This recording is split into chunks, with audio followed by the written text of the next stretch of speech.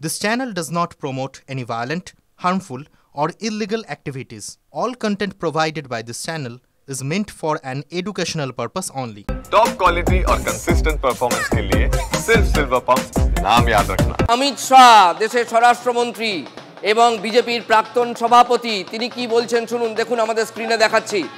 দিল্লিতে মিথ্যাচারী শাসনের অবসান কে বলছেন? অমিত শাহ বলছেন।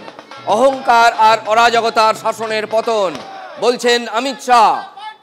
দিল্লিকে বিশ্বের ১ নম্বর রাজধানী বানাবো বলছেন অমিত শাহ।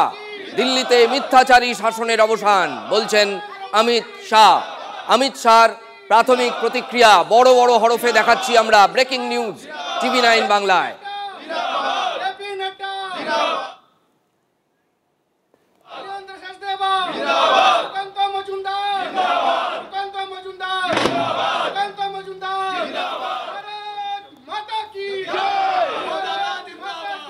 রাজ্য বিজেপি সভাপতি সুকান্ত মজুমদার এবং তার অনুগামীদের অর্থাৎ বিজেপির কর্মী সমর্থকদের উচ্ছ্বাস, সেই ছবি আপনারা দেখছেন। চলে যাব আবার বিজেপি নেত্রী শতরূপার কাছে।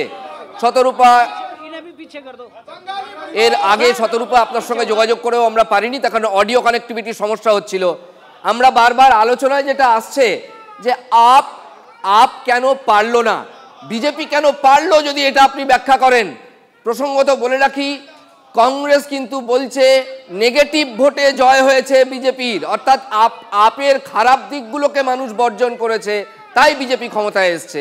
এটা ইতিবাচক জয় নয়। বলুন।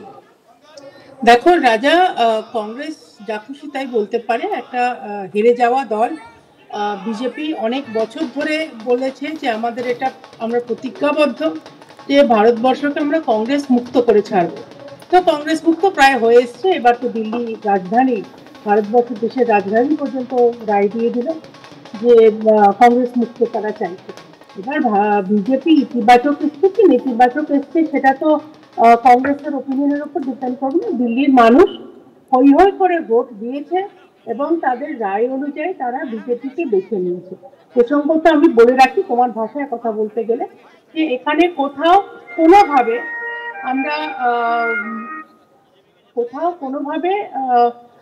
আমরা ভায়োলেন্স করি না। ইনফ্যাক্ট তোমাদের একটু আগে যখন শুভজিৎ চ্যানেল ছিল তখন আমি অনলাইন ছিলাম, তোমরা হয়তো অডিও পাওনি। জ্যোতির্ময় বলছিলেন যে এখানে দিল্লির মতন জায়গায় ১ লক্ষ ১.৫ লক্ষ মার্জিন হয় না। তার বেসিক কারণ হচ্ছে ইভিএম গুলো ফাংশন করে। ইভিএম আমরা হজম করার চেষ্টা করি না, কোথাও আমরা বিজেপির তরফ থেকে ভায়োলেন্স করার চেষ্টা করি না।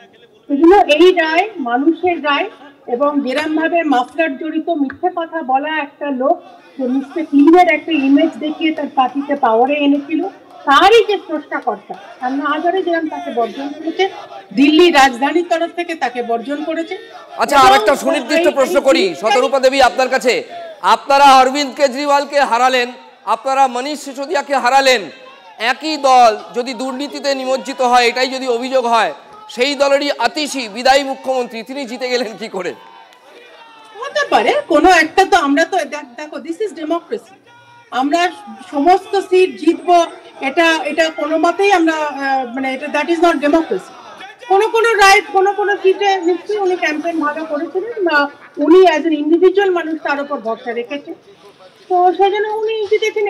এরকম ভাবে ইন্ডিভিজুয়ালি সিট এই মুহূর্তে যতক্ষণ না ট্যাবুলেশনটা আসছে, বুথ ওয়াইজ ট্যাবুলেশন আসছে, এইভাবে আমার পক্ষে ডিসিশন দেওয়া সম্ভব নয়। কিন্তু ওভারঅল যে মার্জিন অফ সিটস আমরা পেয়েছি 27 বছর পরে, এটা তো মানুষের রায়ের ওপর আমাদের জয় হয়েছে। এটা ইন্ডিভিজুয়াল সিটগুলো আলাদা করে অ্যানালিসিস করতে। বেশ, আপনি আমাদের সঙ্গে থাকবেন, আবার অনুরোধ করছি আপনি আমাদের সঙ্গে থাকবেন। রাজ্য বিজেপি সভাপতি সুকান্ত মজুমদার কি বলেছেন শুনবো। তার আগেই আপনাদের আমরা লাইভে শুনিয়েছি যে বাংলায় প্রমাণ করছে যে দেশের মানুষ, বিশেষ করে দিল্লির মানুষ যে বার্তা দিল, তা হচ্ছে মানুষ করাপশনের সাথে নেই, মানুষ দুর্নীতির সাথে নেই, মানুষ নরেন্দ্র মোদীর সাথে আছে। এবং মাননীয় প্রধানমন্ত্রীর নেতৃত্বে এই জয় হরিয়ানা এবং মহারাষ্ট্রের পর এই দিল্লির জয়। আপনারা জানেন কত বছর আমরা দিল্লিতে শাসন ক্ষমতায় নেই, প্রায় ২৭ বছর, ৩০ বছর হতে চললো প্রায়। তো ২৭ বছরের বেশি সময় ধরে আমরা ক্ষমতায় নেই, শিলা দীক্ষিতের আমল থেকে আমরা ক্ষমতায় নেই।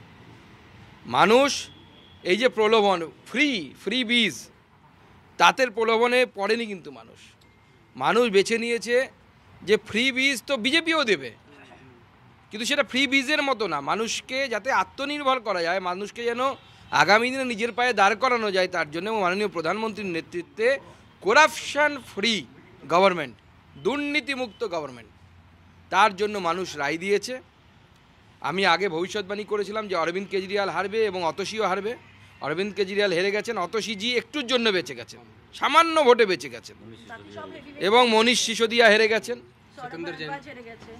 প্রত্যেকেই হারছে, এবং অতসীজিও হারতেন, একটু গন্ডগোল হয়েছে, আমি ক্যামেরার সামনে বলছি না কেন হেরে উনি জিতলেন, কিন্তু আমরা বুঝতে পারছিলাম মানুষের কাছে গিয়ে মানুষ নরেন্দ্র মোদীর উপর ভরসা করছে, নরেন্দ্র মোদীর উপর আস্থা রেখেছে, এবং আমরা সেটা জানতাম, এবং সেটাই কালকে রাত্রিবেলা আমরা এখানে আলোচনা করছিলাম। আমার গৃহপ্রবেশে মাননীয় সুনীল বানসালজি এসেছিলেন, তার সাথে যখন আমরা আলোচনা করছিলাম তখন এই কথাটাই উঠে এসেছে যে নিচে আমরা যেটা দেখেছি সেটা যদি ব্যালট বক্স বা ইভিএমে যদি প্রতিভাত হয়, তাহলে অবশ্যই প্রতিফলিত হয়, তাহলে অবশ্যই বিজেপি এখানে জিততে চলেছে। এবার বাঙালি প্রকোষ্ঠ, আমি বাঙালি প্রকোষ্ঠের সকলকে, এখানে আমাদের কিশোর তরফদার আছে, আমাদের অরুণদা আছে, এবং অন্যান্য যারা আছে, তাপসদা এখনও পৌঁছয়নি, এরা অক্লান্ত পরিশ্রম করেছে, এবং এই অনেক দিন পর আমরা দেখছি বাঙালিরা একত্রিত হয়ে আমরা করতে পেরেছি, যে বাঙালিরা একত্রিত হয়ে আমরা একসাথে নরেন্দ্র মোদীর পাশে দাঁড়িয়েছি, বিজেপির পাশে দাঁড়িয়েছি।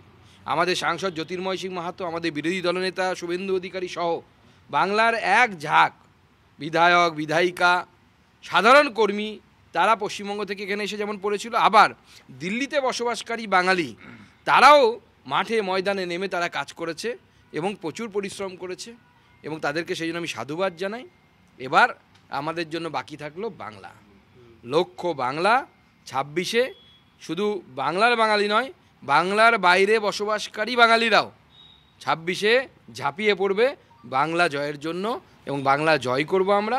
শ্যামাপ্রসাদ মুখার্জির পার্টি, শ্যামাপ্রসাদ মুখার্জির মাটিতে, শ্যামাপ্রসাদ মুখার্জির জন্মভূমিতে আমরা গেরুয়া পতাকা, বিজেপির গেরুয়া পতাকা তুলব। দাদা একটা অন্য কোশ্চেন রয়েছে দাদা, কি কংগ্রেস বিভিন্ন জায়গায় দেখা যাচ্ছে কি কংগ্রেস অনেক ভোট কেটেছে, ট্রায়াঙ্গুলার ফাইট হয়েছে, কংগ্রেসের যে ভোট সেটাই জয়ের মার্জিন হয়েছে বিজেপির জন্য, এটাকে কীভাবে দেখছেন? দেখুন, রাজনীতিতে প্রত্যেকটি রাজনৈতিক দল তাদের ম্যানিফেস্টো করবে, তারা ভোটে লড়বে, এটাই তো স্বাভাবিক। রাজনীতিতে তো কোনো, আমাদের তো দেশে বাইপোলার পলিটিক্স নেই যে দুটো পক্ষ ভোটে লড়বে, এবং প্র্যাকটিক্যালি আমাদের রাজ্যেও যে তৃণমূল কংগ্রেস জিতছে, আপনারা দেখুন সিপিএম যে পার্সেন্টেজ ভোট পাচ্ছে, বা সিপিএম আর কংগ্রেস একসাথে যে ভোট পাচ্ছে, বহু জায়গায় বিজেপি যে মার্জিনে পরাজিত হয়েছে তার থেকে অনেক বেশি ভোট সিপিএম পাচ্ছে। তো সেই ভোটটা যদি, তারা তো অ্যান্টি মমতা ভোট, তারা মমতা ব্যানার্জিকে তো পছন্দ করে না, কিন্তু তারা সিপিএম আর কংগ্রেসকে ভোট দিয়ে দিচ্ছে, কিন্তু তারা যদি বিজেপিকে ভোট দিত তাহলে তো বিজেপি সরকার হয়ে যেত। তো এটাই হচ্ছে রাজনীতি, তো এটা নতুন কিছু নয়। তো স্বাভাবিকভাবেই বাংলার মানুষও আগামী দিনে বিজেপির সাথে আসবে।